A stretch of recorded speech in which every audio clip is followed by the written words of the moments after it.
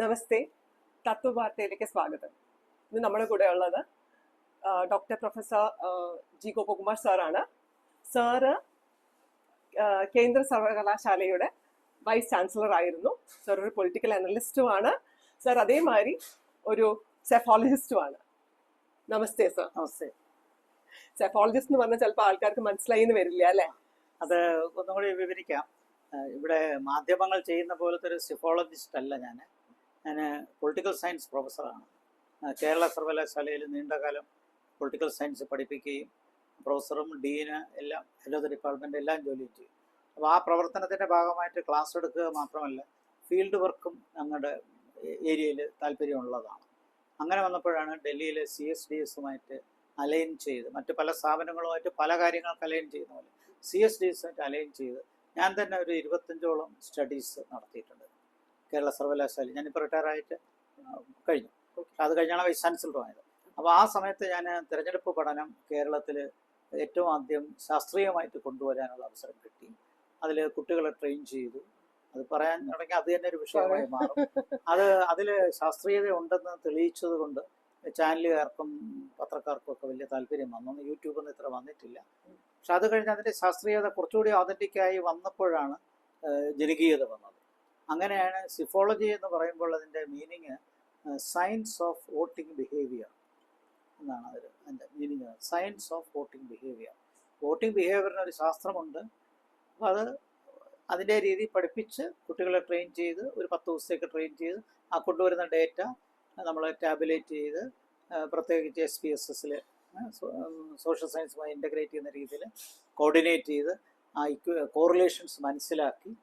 Four example who voted for who, ആര് ആർക്കൊക്കെ.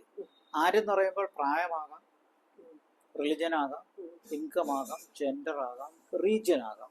ഇതാണ് ഹൂ വോട്ടഡ് ഫോർ ഹൂ. ഒരൊറ്റ പോയിന്റിൽ തന്നെ പല ആസ്പെക്ട്സ്. അതിനകത്ത് ഒരുപാടൊരു ശാസ്ത്രമുണ്ട്. പക്ഷേ നിർഭാഗ്യവശാൽ ഇലക്ഷൻ വരുമ്പോൾ തെരഞ്ഞെടുപ്പ് സർവേകൾ എന്ന് പറഞ്ഞ മാധ്യമങ്ങൾ കാണിക്കുന്നതൊന്നും ഇങ്ങനെയൊന്നും അല്ല. അപ്പൊ അതിലേക്ക് കിടക്കുന്നില്ല. ഇപ്പൊ എന്റെ ഒരു ആദ്യത്തെ ക്വസ്റ്റ്യൻ എന്ന് പറഞ്ഞു കഴിഞ്ഞാല് കാലാകാലമായിട്ട് നമുക്ക് 2 മുന്നണികളാണ് കേരളത്തിൽ ഭരിച്ചുകൊണ്ടിരിക്കുന്നത്, LDF അല്ലെങ്കിൽ UDF. അതിന്റെ ഒരു പാറ്റേൺ എങ്ങനെയാണ് സാർ? അതെന്തുകൊണ്ടാണ് ഇങ്ങനെ മുന്നണികൾ വരുന്നത്, അല്ലാതെ മേജർ പാർട്ടീസ് ആയിട്ട് വരുന്നില്ല? അതെന്തുകൊണ്ടാണ്? വളരെ നല്ല ചോദ്യം. കാരണം പെട്ടെന്ന് നമുക്ക് ചരിത്രത്തിലേക്ക് കടക്കാൻ പറ്റും. ഞങ്ങൾ തിരുവിതാംകൂർ രാഷ്ട്രീയം തൊട്ട് പഠിപ്പിച്ചവരും പഠിക്കുന്നവരുമാണ്, ഗവേഷണം ചെയ്തതുമാണ്. തുടക്കാലത്ത് തന്നെ കേരളത്തിൽ കോൺഗ്രസ് പാർട്ടിക്കകത്ത് നിരവധി സമ്മർദ്ദ ഗ്രൂപ്പുകളും പ്രാദേശിക നേതാക്കന്മാരും അങ്ങനെ പാർട്ടി തന്നെ തുടക്കത്തിലേ തന്നെ ഒരു മുന്നണിയായി. അതിൻ്റെ ഫലമായിട്ട് എത്ര ഭൂരിപക്ഷം കിട്ടിയാലും തിരുവിതാംകൂറിലും പിന്നീട് കൊച്ചിയിലും ഒരു ഭരണവും പൂർത്തിയാക്കാൻ കഴിഞ്ഞില്ല. മറുവശത്ത് സോഷ്യലിസ്റ്റ് പാർട്ടികളും കമ്മ്യൂണിസ്റ്റ് പാർട്ടികളും കോൺഗ്രസിനെ തകർക്കാനും അല്ലെങ്കിൽ നേരിടാനുമായി മുന്നണി രാഷ്ട്രീയത്തിലേക്ക് അവർ വന്നു. ആ സീറ്റ് അഡ്ജസ്റ്റ്മെൻറ്റിലേക്ക് വന്ന് പിന്നീട് തെരഞ്ഞെടുപ്പിന് ശേഷം മുന്നണിയായി അവർ രൂപീകരിക്കാൻ തുടങ്ങി. ഇപ്പോൾ കേരളത്തിൽ വന്നിട്ടുള്ള മന്ത്രിസഭകൾ 25 മന്ത്രിസഭകളുണ്ട്. 56-ലാണ് കേരളം വന്നത്. 57-ലുള്ള തെരഞ്ഞെടുപ്പ് നോക്കിയാൽ 17 തെരഞ്ഞെടുപ്പാണ് നടക്കുന്നത്. 16 മന്ത്രിസഭ വന്നു. 1965 ആർക്കും ഭൂരിപക്ഷം കിട്ടിയില്ല. മുന്നണിക്കാരും താല്പര്യമില്ലായിരുന്നു. ആ ഇലക്ഷനെ ക്യാൻസലായി. അപ്പോൾ ഈ മുന്നണി രാഷ്ട്രീയം ആദ്യം കോൺഗ്രസ് പ്രധാന പാർട്ടി എന്നുള്ളതിൽ കോൺഗ്രസും, കോൺഗ്രസിനെ എതിർത്ത് വന്ന പാർട്ടി എന്നുള്ളതിൽ കമ്മ്യൂണിസ്റ്റും സോഷ്യലിസ്റ്റും എല്ലാം അവരുടേതായ 2 വിവിധ കേന്ദ്രങ്ങൾ, 2 പോൾസ് ഉണ്ടാക്കി. ആ പോൾസിനകത്ത് അന്നൊരു ഐഡിയോളജിക്കൽ ഫാക്ടർ ഉണ്ടായി. അപ്പോൾ കോൺഗ്രസിനെ താരതമ്യേന ഒരു വലതുപക്ഷ പാർട്ടിയായിട്ടും കമ്മ്യൂണിസ്റ്റ് സോഷ്യലിസ്റ്റ് പാർട്ടികളെല്ലാം ഇടതുപക്ഷമായിട്ട് അങ്ങനെയാണ് അത് തുടങ്ങിയത്. പക്ഷെ 67-ന് ശേഷം ഒരു വലിയൊരു ഗ്രാൻഡ് അലയൻസ് കമ്മ്യൂണിസ്റ്റ് പാർട്ടി കൊണ്ടുവന്നു. അന്ന് EMS പറഞ്ഞത് കോൺഗ്രസിനെ പരാജയപ്പെടുത്താൻ ഏത് ചുവത്താനുമായിട്ട് കൂട്ടുകെട്ടും. അന്ന് സപ്തമുന്നണി കൊണ്ടുവന്നു. അന്ന് 133 സീറ്റുകളിൽ 119 ആ മുന്നണിക്ക് കിട്ടി. കോൺഗ്രസിന് കേവലം 9 സീറ്റും മറ്റൊരു പ്രതിപക്ഷ പാർട്ടിയായ കേരള കോൺഗ്രസിന് 5. ഈ 14 സീറ്റ് ഒഴികെ 119 സീറ്റും ഭരണമുന്നണിക്ക് കിട്ടി. എന്നിട്ടും ആ ഗവൺമെൻറ് 2.5 കൊല്ലമേ ഇരുന്നുള്ളൂ. അപ്പം മുന്നണി രാഷ്ട്രീയത്തിൻ്റെ ആർക്കിടെക്ചറിലാണ് കേരള രാഷ്ട്രീയത്തെ കാണേണ്ടത്. അപ്പോൾ തുടക്കത്തിൽ വന്ന പോൾസ് ഐഡിയോളജിക്കലായിരുന്നു. പിൽക്കാലത്ത് അതിൽ അർത്ഥമില്ല എന്ന് മനസ്സിലായി. പിന്നെ ഇത് രണ്ടുമല്ലാതെ ഇടയ്ക്ക് നിൽക്കുന്ന പ്രാദേശിക പാർട്ടികൾ, അത് ചെറു പാർട്ടികളാണ്, ഇല്ലെങ്കിൽ കോൺഗ്രസിൽ നിന്ന് പിളർന്നു വന്ന പാർട്ടികളാണ്. RSP പോലുള്ള മറ്റു പാർട്ടികൾ, മുസ്ലിം ലീഗുള്ള പാർട്ടികൾ, അങ്ങനെ നിരവധി പാർട്ടികൾ. Kerala basically is a multi party system. Right. ആ മൾട്ടി പാർട്ടി സിസ്റ്റത്തിനകത്ത് ഗവേണൻസിന് നമ്മൾ കണ്ടെത്തിയ ഒരു ലൈഫ് ബോട്ട് സ്ട്രാറ്റജിയാണ് കോalition പൊളിറ്റിക്സ്. അപ്പോൾ അത് ആ നിലയ്ക്ക് അത് വന്നു. അതിന്റെ തുടക്കം അതായത് ഞാൻ സമ്മറൈസ് ചെയ്ത് പറയുകയാണ്. അപ്പോൾ ഐഡിയോളജിക്കൽ എന്ന് പറയുന്നതിനേക്കാൾ പൊളിറ്റിക്സ് ഓഫ് കൺവീനിയൻസ് ആണ് വന്നത്. ഒരു കാലഘട്ടത്തിൽ CPM-ഉം കോൺഗ്രസിന്റെ ഒരു ഫാക്ഷനായ ആന്റണി ഗ്രൂപ്പ് അവരും കൂടി അലൈൻ ചെയ്തൊരു മുന്നണി ഉണ്ടായിരുന്നു LDF-ൽ തന്നെ. അങ്ങനെ ഒരു ഇലക്ഷൻ 82-ലുണ്ടായിരുന്നു. ഇങ്ങനെ പറയുമ്പോൾ ഞാൻ ചോദിക്കണമെന്ന് വെച്ചാല് ഇപ്പൊ LDF അല്ലെങ്കിൽ UDF അല്ലെങ്കിൽ LDF ഇങ്ങനെ മാറി മാറി വന്നോട്ടിരിക്കുകയാണ്. പക്ഷെ കഴിഞ്ഞ ഇലക്ഷനിൽ അതൊരു ഡിഫറൻസ് ഉണ്ടായി, പാറ്റേൺ ചേഞ്ച് ആയി. എന്ന് പറഞ്ഞാൽ കണ്ടിന്യൂസ്ലി LDF-ന് 2 പ്രാവശ്യം തുടർ ഭരണം കിട്ടി. ഇപ്രാവശ്യം സാധിക്കുമോ തേർഡ് ടൈം? അത് ഒറ്റവാക്കിൽ പറഞ്ഞാൽ കേരളത്തിലെ ജനങ്ങൾക്ക് ഒരു ഗവൺമെന്റിനെ സഹിക്കുന്നതിന്റെ പരമാവധി 5 വർഷമാണെന്നൊരു ഫീലിംഗ് ഉണ്ടായിരുന്നു. അപ്പൊ അത് കഴിഞ്ഞാൽ പിന്നെ automatically routine change of power. അത് 2021 അതങ്ങനെ സംഭവിച്ചെങ്കിലും അതിന് ചില പ്രത്യേക കാരണങ്ങളുണ്ടായിരുന്നു. ഒന്ന്, കോൺഗ്രസിനകത്തുള്ള ശിഥിലീകരണം അങ്ങേയറ്റമായിരുന്നു. 2, ഈ ഡിസാസ്റ്റർ മാനേജ്മെന്റിൽ LDF കാണിച്ച നൈപുണ്യം, അത് കൊണ്ടുവന്നൊരു ജനകീയത. 2 വെള്ളപ്പൊക്കം, പിന്നെ ഒരു കോവിഡ്. നല്ല ഗംഭീരമായിട്ട് അത് മാനേജ് ചെയ്തു, ആത്മാർത്ഥമായ പ്രവർത്തനം ചെയ്തു. ജനങ്ങളെ നോക്കാൻ കെയർ ചെയ്യാൻ ഒരു ഗവൺമെന്റ് ഉണ്ടെന്നൊരു തോന്നല് മാധ്യമങ്ങളിൽ കൂടിയും ടെലിവിഷനിൽ കൂടിയും ഗവൺമെന്റ് കാണിച്ചു. അതിന്റെ ആ ആത്മാർത്ഥതയും കോൺഗ്രസിനകത്തുള്ള ശിഥിലീകരണവും പിന്നെ ജനങ്ങളെ അവസാന മിനിറ്റിൽ അട്രാക്ട് ചെയ്യാൻ കിറ്റ്, ഈ 3 ഫാക്ടേഴ്സ്. കഴിഞ്ഞ തവണ LDF തുടർഭരണം ഉണ്ടാകുമെന്ന് ആദ്യം പ്രവചിച്ച ഒരാൾ ഞാനാണ്. കാരണം അന്നത്തെ സൈക്കോളജിയിൽ അത് വളരെ വ്യക്തമായിരുന്നു. ആരും റുട്ടീൻ ചേഞ്ചിൽ മാറുന്നൊക്കെ കോൺഗ്രസ്സുകാർ അമിത പ്രതീക്ഷയുണ്ടായിരുന്നു. അത് എല്ലാവരും ഞാൻ പറഞ്ഞു, എനിക്കത് സെൻസ് ചെയ്യാൻ പറ്റി. ഇതിന് മാറ്റമുണ്ടാകും, തുടർഭരണം ഉണ്ടാവില്ല എന്ന്, തുടർഭരണം ഉണ്ടാകും എന്ന് പറഞ്ഞു. അങ്ങനെയാണ് തുടർഭരണം വന്നത്. അതൊരു എക്സെപ്ഷനാണ്. അപ്പൊ കേരള രാഷ്ട്രീയത്തിൽ അത്ര എക്സെപ്ഷൻ അപൂർവമാണ്. ഇനി വീണ്ടും അത് വരുമോ എന്നുള്ള ചോദ്യത്തിന് ഒരു വലിയൊരു വോളിയം ഓഫ് അനാലിസിസ് വേണ്ടി വരും. പക്ഷെ ഒരു കാര്യം വളരെ പെട്ടെന്ന് പറഞ്ഞു കഴിഞ്ഞാൽ 10 വർഷത്തെ ഭരണമാണ് ഇപ്പോൾ LDF-നെ ജനങ്ങൾ അസസ് ചെയ്യുന്നത്. അപ്പോൾ ഭരണവിരുദ്ധ വികാരം ശക്തമായിട്ടുണ്ടെന്നാണ് ഞാൻ മനസ്സിലാക്കുന്നത്. ചേഞ്ച് വേണമെന്ന് ആഗ്രഹമുണ്ട്. അപ്പൊ ജനങ്ങൾക്ക് ചേഞ്ച് വേണമെന്നുണ്ടെങ്കിലും LDF UDF ഉള്ള ബൈപോളാർ കോalition ഇപ്പൊ തകർന്നു, ഇപ്പൊ ട്രൈപോളാറായി. അതെ ഞാൻ ചോദിക്കാൻ പോയത് സാർ. എഗെയിൻ അവിടെ ഒരു കോalition ആണ്, NDA ആയിട്ടാണ് വരുന്നത്. അപ്പൊ ഞാൻ എഗെയിൻ ചോദിക്കണമെന്ന് വെച്ചാൽ ഇവർക്ക് ഒരു സർപ്രൈസ് കൊടുക്കാൻ പറ്റുമോ? കേരളത്തിന് ഒരു സർപ്രൈസ് കിട്ടുമോ എന്ന് പറഞ്ഞാൽ UDF-ഉം അല്ല LDF-ഉം അല്ല, അവർക്ക് ഭൂരിപക്ഷം കിട്ടില്ല, അതിനൊരു തേർഡ് പാർട്ടി മുമ്പിലേക്ക് വന്നു എന്നൊരു സംഭവം. കേരളത്തില് വളരെ മുമ്പേ ഉള്ള ഒരു സിദ്ധാന്തമാണ്, ആർക്ക് ജയിക്കണമെങ്കിലും വോട്ടുകൾ വളരെയധികം വേണം. അപ്പോൾ മറ്റ് സംസ്ഥാനങ്ങളിൽ മുന്നണി രാഷ്ട്രീയം ഇല്ലായിരുന്നപ്പോൾ 20% കൊണ്ടും ഒരാൾക്ക് ജയിക്കാം, 22% കൊണ്ടും ജയിക്കാം. അപ്പം 5-6 പാർട്ടികൾ. ഇവിടെ ബൈപോളാർ ആയിരുന്നു, അത് ട്രൈപോളറിലേക്ക് വന്നു. ട്രൈപോളറിലേക്ക് വരുമ്പോഴും ഒരു ഈക്വൽ ആയിട്ടുള്ള ട്രൈപോളർ അല്ല. അതാണ് ഒരു നമ്പർ 1 ഫാക്ടർ. നമ്പർ 2, BJP നയിക്കുന്ന NDA-ക്ക് ക്രിട്ടിക്കൽ മാസ് ബേസ് ഉണ്ടാകണം. ഐഡിയോളജിക്കൽ ബേസ് ഉണ്ട്, ഒരു എലൈറ്റ് സെക്ഷൻ്റെ നല്ലൊരു ബേസ് ഉണ്ട്. പക്ഷെ കേരളത്തിൽ ഇപ്പോൾ അറിയാമല്ലോ, 3,34,00,000 ആൾക്കാരാണ്. അതിൽ 2,70,00,000 പേര് വോട്ടേഴ്സാണ്. അപ്പോൾ നമ്മൾ അതിനെ സാമൂഹികപരമായിട്ടോ രാഷ്ട്രീയപരമായിട്ടോ ഒക്കെ അനലൈസ് ചെയ്യുമ്പോൾ BJP-ക്ക് വളർച്ചയുണ്ട്, തീർച്ചയായിട്ടും വളർച്ചയുണ്ട്. 35 ലക്ഷത്തോളം വോട്ടേഴ്സ് BJP-ക്ക് കഴിഞ്ഞ പാർലമെന്റ് തെരഞ്ഞെടുപ്പിലും ഉണ്ടായിട്ടുണ്ട്. പക്ഷേ അതിനപ്പുറം ക്രിട്ടിക്കൽ വോട്ട് ഷെയർ, ഇപ്പോൾ സോഷ്യൽ ബേസ് എടുത്ത് നോക്കിയാൽ തന്നെ ഇപ്പോൾ ഹിന്ദു കമ്മ്യൂണിറ്റി എന്ന് പറയുന്നത് മറ്റ് സംസ്ഥാനങ്ങളെ അപേക്ഷിച്ച് കഷ്ടിച്ച് 51% ഉള്ളൂ. സെൻസസിൽ 55 എന്നൊക്കെ പറയുന്നുണ്ടെങ്കിലും വാസ്തവത്തിൽ അതില്ല. അതിൻ്റെ കാരണങ്ങൾ പലതുണ്ട്. അത് എന്തുകൊണ്ടാണ് അത് മനസ്സിലാക്കാൻ പറ്റാത്തത്? പക്ഷെ ഞങ്ങൾക്കറിയാതെ 50-51% ഉള്ളൂ. ശക്തമായ മുസ്ലിം സമുദായം 27.5% ഉണ്ട്, 28%. 17% വ്യക്തമായിട്ട് ക്രൈസ്തവരുണ്ട്. അത് ഔദ്യോഗികമായ അംഗീകാരമാണ്. പക്ഷേ ദളിത് ഇവരെല്ലാം ജനറലി ഹിന്ദുസ് ആയിട്ടാണ് കണക്കാക്കുന്നത്. പക്ഷെ അതിനകത്ത് ദളിത് ക്രിസ്ത്യൻസ് സൈസബിൾ ആയിട്ടുണ്ട്. അവരെ ഹിന്ദുസ് ആയിട്ട് കണക്കാക്കുന്നതുകൊണ്ടാണ് ഈ 54.5 വരുന്നത്. എങ്ങോട്ട് വോട്ട് ചെയ്യും നമുക്ക് അറിയില്ല. വോട്ട് ചെയ്യണം മാത്രമല്ല, അവരുടെ കൾച്ചറൽ പ്രാക്ടീസസ് ഒക്കെ നോൺ ഹിന്ദു, മരണമായാലും സെറമണീസ് ആയാലും അവരെല്ലാം ക്രിസ്ത്യൻ വാല്യൂസാണ്. പക്ഷെ അവർ കുറച്ചുകൂടി എന്താണ് ലോവർ മിഡിൽ ക്ലാസ് ആണ്, അല്ലെങ്കിൽ ലോവർ കമ്മ്യൂണിറ്റി ആണ് എന്നുള്ള നിലയിൽ അവരെ മെയിൻ സ്ട്രീം ക്രിസ്ത്യൻ കമ്മ്യൂണിറ്റിയിൽ വരുന്നില്ല. But they are Christians. അപ്പൊ അതുകൂടി ആഡ് ചെയ്താൽ ഹിന്ദു പോപ്പുലേഷൻ 51-50 ഉണ്ടാവും. അതിനും താഴോട്ട് പോകുമെന്നുള്ളതാണ്.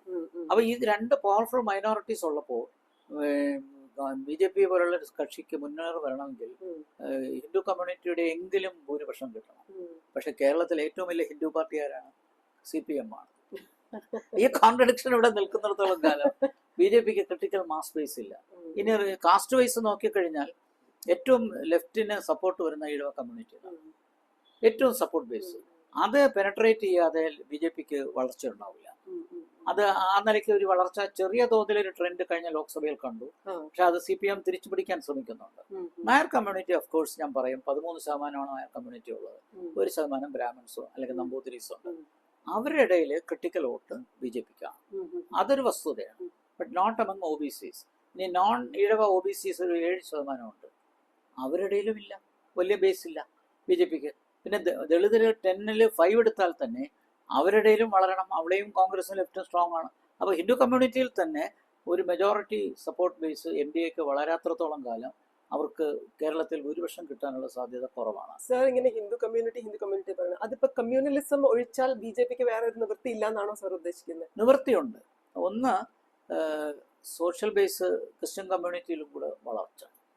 കാരണം ക്രിസ്ത്യൻ കമ്മ്യൂണിറ്റിക്ക് അകത്ത് വലിയൊരു പ്രോ ഹിന്ദുത്വ ആശയങ്ങളെ അപ്രീഷിയേറ്റ് ചെയ്യുന്ന സാഹചര്യങ്ങളുണ്ട്. കൾച്ചറലായിട്ടും വാല്യൂസ് ആയാലും പിന്നെ ഈ നാടുമായിട്ടുള്ള കാര്യങ്ങളായാലും ദേശീയതയായാലും. അപ്പോൾ ദേ ആർ പ്രോ നാഷണലിസ്റ്റ്. അപ്പം അതുകൊണ്ട് ക്രിസ്ത്യൻ കമ്മ്യൂണിറ്റിയിലേക്ക് വളർന്നാലേ വോട്ട് ബേസ് വളരുള്ളൂ. പിന്നെ OBC Hindu community Ezhava community മറ്റു OBCയിലും വളരുമ്പോൾ അങ്ങനെ വളരുമ്പോഴേ BJPക്ക് ഒരു പോപ്പുലർ ബേസ് ഒരു 35ക്ക് മുകളിൽ എത്തിയാലും 35% പോപ്പുലർ വോട്ട് ഷെയർ വന്നാലേ ജയിക്കാൻ പറ്റുള്ളൂ. അപ്പോൾ അതിൻ്റെ പകുതി പോലും ഇല്ല. 18-17 നിൽക്കുന്നുള്ളൂ. എന്നാൽ 2% തൊട്ട് ഞങ്ങൾ പൊളിറ്റിക്കൽ ഒബ്സർവേഴ്സ് കാണുമ്പോൾ തീർച്ചയായിട്ടും BJPക്ക് വളർച്ചയുണ്ട്. 2 എനിക്ക് ഓർമ്മയുണ്ട്, 5 ഓർമ്മയുണ്ട്, 7 ഓർമ്മയുണ്ട്, 11 ഓർമ്മയുണ്ട്. ഇപ്പോൾ ഒടുവിൽ ലോക്സഭയിൽ വന്നപ്പോൾ 19-20% എത്തി. പക്ഷെ പഞ്ചായത്തിൽ വീണ്ടും കുറഞ്ഞു. അപ്പോൾ ഈ തെരഞ്ഞെടുപ്പിൽ ഒരു 18എങ്കിലും എത്തണം. 20 ആയാൽ വളരെ നല്ലത്. പക്ഷെ 18എങ്കിലും എത്തി ഒരു 5 സീറ്റും കിട്ടുകയാണെങ്കിൽ BJPക്ക് മുന്നോട്ടുള്ള യാത്ര സുഗമമാവും. 5 സീറ്റ് കിട്ടില്ലേ? എല്ലാവരും 12 പ്രതീക്ഷിക്കുന്നുണ്ടല്ലോ സാർ. ഞാൻ ആക്ച്വലി 3 സീറ്റേ പറയുള്ളൂ. അതെയോ? 5 പോലും പറയാനുള്ളൊരു ധൈര്യമില്ല. കാരണം ഇവിടുത്തെ ഇലക്ട്രൽ കോമ്പറ്റീഷൻ്റെ നേച്ചർ നമുക്കറിയാം. കാരണം ക്രിട്ടിക്കൽ മാസ് ബേസ് വന്നിരിക്കുന്നത് തീർച്ചയായിട്ടും LDFനും UDFനും. അപ്പോൾ LDFിലുള്ള ഹിന്ദു ബേസ് BJPയിലേക്ക് വന്നാൽ ഈ കണക്ക് ശരിയാവും. പക്ഷേ LDFനെ ജയിക്കാൻ പരിശ്രമിക്കുമ്പോൾ അവരവരുടെ അണികളെ ക്ലോസ് ചെയ്യാനും കൺട്രോൾ ചെയ്യാനും നിർത്തുമ്പോൾ അപ്പോൾ എങ്ങനെയാണ് BJPയുടെ വോട്ട് ഷെയർ വർദ്ധിക്കുന്നത്? പക്ഷെ എന്നാലും 18% സാങ്കത്യമുണ്ട്. അതാണ് ഞാൻ കാണുന്നൊരു ഓപ്റ്റിമം. 18 അതിന് മുകളിലേക്ക് കാണുന്നില്ല. കഴിഞ്ഞ തവണ 20 എത്തിയത് അത് മോദിക്ക് അനുകൂലമായി കിട്ടിയ വോട്ടുകൾ കൂടിയാണ്. പാർലമെന്റ് തിരഞ്ഞെടുപ്പിൽ കേന്ദ്ര ഗവൺമെന്റ് ശക്തമാകണമെന്നും മോദിയുടെ ഭരണത്തിന് അനുകൂലമായ ഒരു ചിന്താഗതിയുള്ളൊരു സമൂഹം എതിരായിട്ട് ചിന്തിക്കുന്നവർ അനുകൂലമായിട്ട് ചിന്തിക്കുന്നവരുണ്ട്. അവരും കൂടെ കൊടുത്ത വോട്ടാണ് ഒരു ലോക്സഭാ സീറ്റും 2 ലോക്സഭാ സീറ്റിൽ നിന്ന് മറ്റു 2 ലോക്സഭ നിർണായകമായ മത്സരവും നന്നായിട്ട് എല്ലാം ഒരു പ്രോ സെൻട്രൽ ഇലക്ഷന്റെ ആ ഒരു വോട്ട്. അതാണ് പ്രോ മോദി വോട്ട് എന്ന് ഞാൻ പറഞ്ഞു. അത് അസംബ്ലി ഇലക്ഷനിൽ അങ്ങനെ ട്രാൻസ്ലേറ്റ് ചെയ്യണമെന്നില്ല. എന്നാലും പുതിയ നേതൃത്വം അതൊക്കെ എന്നാലും ഒടുവിൽ കണ്ട FCRAയുടെ വന്നപ്പോൾ ക്രിസ്ത്യൻ കമ്മ്യൂണിറ്റിയിലെ ലീഡർഷിപ്പിന് ചർച്ച് ലീഡർഷിപ്പിന് FCRAയെ കുറിച്ചുള്ള കൺഫ്യൂഷൻ ഉള്ളത്. അത് നമുക്ക് സംസാരിക്കണം സാർ. അപ്പൊ ഇതാണ് ഈ ഫാക്ടേഴ്സ് ഒക്കെ നിൽക്കുമ്പോൾ കേരളത്തില് either LDF or UDF, otherwise it should be hung assembly. Hung assembly വരാൻ ചാൻസ് ഉണ്ട്. 10 സീറ്റ് അല്ലെങ്കിൽ 7-ന് മുകളിൽ NDAക്ക് കിട്ടിയാൽ ഹങ് അസംബ്ലി ആവും. ആണല്ലേ? 7-ന് മുകളിൽ കിട്ടിയാൽ ഹങ് അസംബ്ലി ആവും. അതിനുള്ള സാധ്യത 65-ൽ വന്നു. പക്ഷെ 65-ലും ഭരണം കൂടാതെ അസംബ്ലി പിരിച്ചു വിട്ടു. പക്ഷെ ഇപ്പോഴൊരു ഹങ് അസംബ്ലി വന്നാലും എൻ്റെ ഒരു വിലയിരുത്തൽ ഗവൺമെന്റ് ഉണ്ടാകും. അതെങ്ങനെയെന്ന് ചോദിച്ചു കഴിഞ്ഞാൽ ഷോർട്ട് ഓഫ് 5 സീറ്റ്സ് ആണെങ്കിൽ LDFിൽ നിന്ന് ഒരു ഫാക്ഷനെ UDFിൽ തമ്മിൽ കളിക്കും. അല്ലെങ്കിൽ UDFിൽ ഒരു ഫാക്ഷൻ LDFിലേക്ക് പോയി ആ കുറവങ്ങ് നികത്താം. സാർ അങ്ങനെ പറയുമ്പോ സാർ പറഞ്ഞില്ല LDF UDF തമ്മിൽ കളിക്കുന്നു. പക്ഷെ LDF പറയുന്നത് വെച്ചാൽ BJPയും UDFും തമ്മിൽ കളിക്കുന്നു. UDF പറഞ്ഞു വെച്ചാൽ BJP LDF തമ്മിൽ കളിക്കുന്നു. ഇവര് സീറ്റ് അണ്ടർഗ്രൗണ്ട് കൊടുക്കും എന്നാണ് നമ്മൾ. ഒരിക്കലില്ല.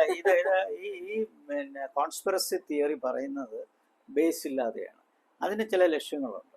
കാരണം ഉദാഹരണമായിട്ട് BJPയും ലെഫ്റ്റും കൂടെ അണ്ടർസ്റ്റാൻഡിങ് ഉണ്ടെന്ന് പറയുമ്പോൾ മുസ്ലിം കൺസോളിഡേഷൻ UDFിലേക്ക് വരും. ഇതാണ് ഉദ്ദേശിക്കുന്നത്. തിരിച്ച് CPM ഇതേ കാര്യം പറയുമ്പോൾ LDFിലേക്ക് ചെറിയൊരു മുസ്ലിം കൺസോളിഡേഷൻ വരും എന്നുള്ള പ്രതീക്ഷയാണ്. അപ്പോൾ രണ്ടുപേരുടെയും ക്രെഡിബിലിറ്റി ഇവിടെ ചോദ്യം ചെയ്യപ്പെടുന്നു. ഒരു പൊളിറ്റിക്കൽ സയൻറ്റിസ്റ്റ് എന്നുള്ള നിലയിൽ എൻ്റെ അഭിപ്രായത്തിൽ ഒരു ഹാർഡ് കോർ ലെഫ്റ്റ് ഒരിക്കലും ബി ജെ പിക്ക് വോട്ട് ചെയ്യില്ല. ഒരു RSS സിമ്പതൈസർ ഒരിക്കലും ലെഫ്റ്റിന് വോട്ട് ചെയ്യില്ല. മറിച്ച് നിങ്ങൾ സോഫ്റ്റ് വോട്ടറോടാണ് ചോദിക്കൂ. ഒരു സോഫ്റ്റ് ബി ജെ പി വോട്ടറാണെങ്കിൽ അയാൾ ലെഫ്റ്റിലേക്ക് വോട്ട് ചെയ്യാൻ കമ്പൽഷൻ വന്നാൽ അടുത്ത പ്രാവശ്യം അയാൾ പിന്നെ ബി ജെ പിയിലേക്ക് വരത്തേയില്ല. കാരണം അയാളെ ഇൻഫ്ലുവൻസ് ചെയ്ത് കഴിഞ്ഞാൽ അയാളുടെ വാല്യൂസ് മാറിക്കഴിഞ്ഞു. നിങ്ങൾക്ക് വിശ്വാസത്തില്ല, ഞാൻ പിന്നെ എന്തിനാ നിങ്ങൾ വിശ്വസിക്കണം എന്നുള്ള. അപ്പോൾ അതുകൊണ്ട് ആ ഡ്രാമ നടക്കില്ല. അങ്ങനെ NDAയും BJPയും ചെയ്തതായിട്ട് ഞാൻ വിശ്വസിക്കുന്നില്ല. LDFും ചെയ്തതായിട്ട് ഞാൻ വിശ്വസിക്കുന്നില്ല. അത് പറ്റില്ല. കാരണം ക്രോസ് വോട്ടിംഗ് വരാമെങ്കിൽ വന്നതുമെല്ലാം LDF to UDF and UDF to LDF. അതിൻ്റെ ഉദാഹരണമാണ് മഞ്ചേശ്വരവും കഴക്കൂട്ടവുമെല്ലാം, മഞ്ചേശ്വരവും കാസർഗോഡുമെല്ലാം എത്രയോ കാലമായിട്ട് BJP രണ്ടാം സ്ഥാനമാണ്. ഒരു 25 വർഷമായിട്ട് BJP രണ്ടാം സ്ഥാനമാണ്. എന്നിട്ടും ജയിക്കാൻ കഴിയാത്തത് ലാസ്റ്റ് മിനിറ്റിൽ LDF വോട്ട് UDFിലേക്ക് വരും. അപ്പോൾ cross voting is more possible. കാരണം ഇപ്പോൾ കുറച്ചുകൂടി ഒരു സാങ്കത്യമുണ്ട്. Because they are under the India coalition. അപ്പൊ അതുകൊണ്ട് മറ്റേ തിയറി BJPയും NDAയും കൂടെ LDFും കൂടെ അണ്ടർസ്റ്റാൻഡിങ് ഉണ്ടെന്ന് പറയുന്നത് വെറുതെ വോട്ട് പിടിക്കാൻ വേണ്ടിയുള്ള ഒരു കോൺസ്പിറസി തിയറിയാണ്. അതിനകത്ത് സബ്സ്റ്റൻസ് ഇല്ല. It is not practical. അത് പ്രായോഗികമല്ല. കേരളത്തിൽ അത് ഒരിക്കലും പ്രായോഗികമാവില്ല. ഒരു പഞ്ചായത്തിലൊക്കെ ആണെങ്കിൽ ചിലപ്പം അഡ്ജസ്റ്റ് ചെയ്യാൻ പറ്റും.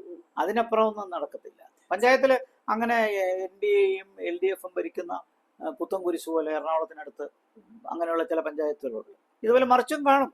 നമ്മൾ അന്വേഷിച്ചാൽ 1000-ഓളം പഞ്ചായത്തില്ലേ. അവിടെ നോക്കുമ്പോഴും ചിലപ്പോൾ ഏതെങ്കിലും പഞ്ചായത്തിൽ NDA ഭരിക്കുന്നതിന് UDFിന്റെ സഹായം കാണും. അത് മറ്റ് സൂക്ഷ്മതലത്തിൽ അത് നടക്കും. പക്ഷെ അസംബ്ലി തലത്തിൽ അത് പറ്റില്ല. നിങ്ങൾക്കൊരാളെ തോപ്പിക്കാൻ വേറെ പല കാര്യങ്ങൾ ചെയ്യാം. അത് കഴിഞ്ഞ അസംബ്ലി ഇലക്ഷനിൽ ഇപ്പൊ നേമത്ത് കുമ്മനം തോക്കാൻ കാരണം എന്താണ്? ആ കുമ്മനത്തിന്റെ വോട്ട് ഷെയർ കുറയ്ക്കുന്ന രീതിയിൽ മുരളീധരൻ ഒരു MP ആയിരിക്കുമ്പോൾ അവിടെ വന്ന് നിന്ന് മത്സരിച്ച് K മുരളീധരൻ വന്ന് മത്സരിച്ച് നല്ലൊരു BJPക്ക് പോകേണ്ട വോട്ട് ഷെയറിനെ മാറ്റി. അപ്പൊ LDF ജയിച്ചു.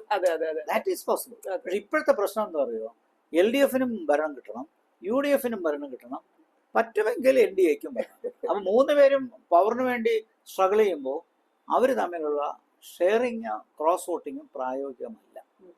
പക്ഷെ ഒരു NDAയുടെ മനസ്സിലിരിപ്പ് LDF തുടരണം എന്നായിരിക്കാം. അതുണ്ടായിരിക്കാം. കാരണം കോൺഗ്രസ് മുക്ത ഭാരതം എന്നുള്ള ആശയം ഉള്ളത് കൊണ്ട്. അതിനപ്പുറം വോട്ട് ട്രാൻസ്ഫർ ചെയ്യുന്ന കാര്യം നടക്കില്ല. നടന്നാൽ BJP വീണ്ടും താഴെ പോകും. That will be suicide.